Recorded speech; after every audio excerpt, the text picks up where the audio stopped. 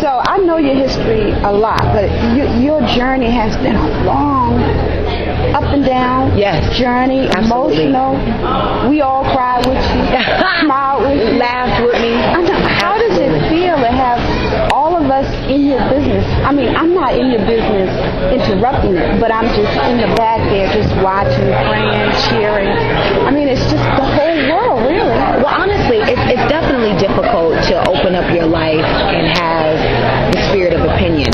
But when you're comfortable in your own skin and when you start to realize that you were born to not only entertain but inspire, and when you get comfortable with your confront with yourself, it becomes a different thing. It becomes a testimony. You become relatable. You become someone that makes another person feel like they're not alone. I can see that. And that's what it is for me. This is now it's about service. When I first started, it was about being famous. It was about being popular. It was about showing everybody who said no that, I'm this or I'm that. But now with all of the ups and downs and all of the things that I've gone through, I realize how fortunate I am to have talent and to be able to inspire people and bless people in a way where I never thought. It's almost like it's God using me as a vessel or a channel to inspire people. And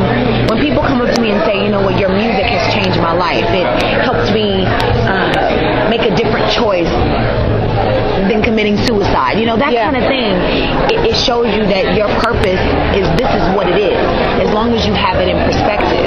And so... And that light, it shines not only on you, but your family, because, as a mother and raising my kids, we said, what is she doing? We want to do what she did so we can have a Brandy. And I have 2 Brandys at home. Yes, Mom. I love that. I love that. Thank you. Now, tell me about this role. How'd you get it? Well, I actually auditioned for the role of Dolores on Sparkle. Yes. And I really prepared for this role, and I really wanted to get in front of Celine McKill, and I really wanted to get in front of Mara Brock because I think they're a very talented duo. I had gone to the premiere of the game, I think it was season 4, and I was really impressed with the show. I had never seen it because I didn't watch a lot of TV when it first came out, and I was just so moved by how free and how true the writing was, and how the characters were just relatable and just real. I'm like, dang, I want to do something on the show. So in my auditioning for Sparkle, I just really wanted to, even if I didn't get the role, which I didn't, I wanted to show them that I was serious about acting, and I really wanted to do this again and try this again.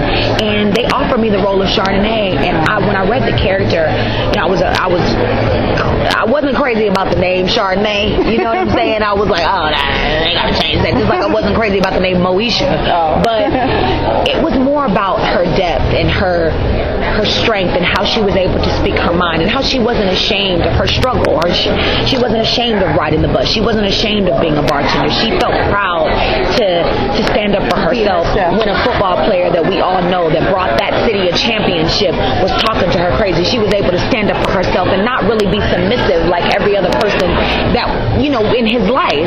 And I love that about her. And she was relatable. She was funny. Her rhythm was great. I just love Chardonnay. I was like, yes, people would not even expect me to play someone as diverse and as loudmouth, as sassy, as feisty as she, as she is. Yeah. But little do people know that that's really who I am. Yes. I'm a little bit more controlled. But, it was one of those things where I was like, okay, this is a coming out role for me.